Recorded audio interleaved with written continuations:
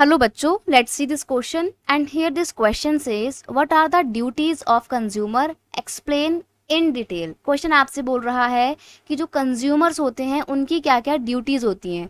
अब देखो, कंज्यूमर को बहुत सारे अधिकार तो मिले ही हुए हैं मार्केट में। For example right to security, right to be inform, right to choose etcetera, बहुत सारे अधिकार हैं।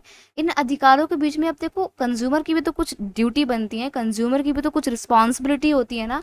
आपको इस क्वेश्चन में ना वही रिस्पॉन्सिबिलिटीज, वही ड्यूटीज बतानी है जो एक कंज्यूमर को प्ले करनी चाहिए वाइल परचेजिंग अ प्रोडक्ट, एक सामान खरीदते दौरान। ठीक है।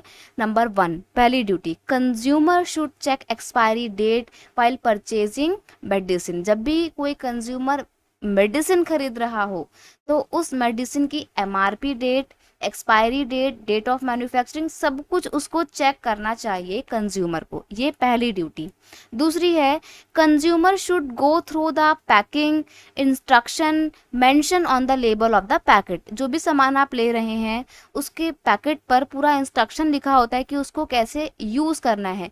वो सारा इंस्ट्रक्शन कंज्यूमर को उस पढ़ लेना चाहिए खरीदने से पहले, एंड देन सामान को खरीदना चाहिए और उस इंस्ट्रक्शन के अकॉर्डिंग ही सामान को यूज़ करना चाहिए। तीसरी duty, consumer must obtain the cash memo from the seller.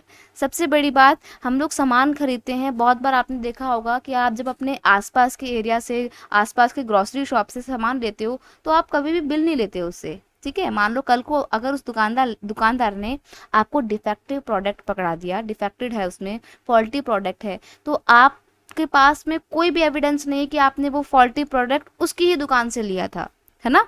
तो ऐसे में बहुत ज़रूरी है कि आप जब भी कोई सामान खरीदें, फॉर बीइंग अ कंज्यूमर, ये आपकी ड्यूटी बनती है कि आप कैश मेमो या बिल उस दुकानदार से, उस सेलर से ले। स्पेशली मेडिसिन जब भी लो तो आपके पास में बिल जरूर लेना चाहिए, आपको यहाँ बिल आपके पास जरूर होना चाहिए। ठीक है।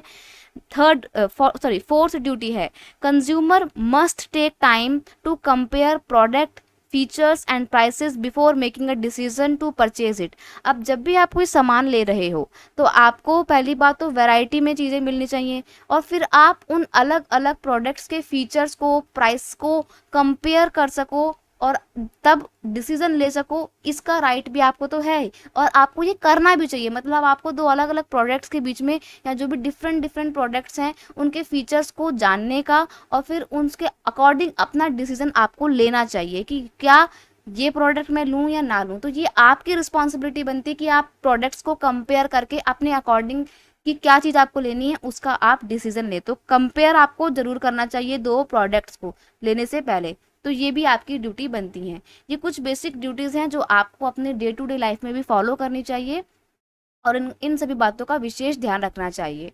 I hope you understood it well. Best of luck.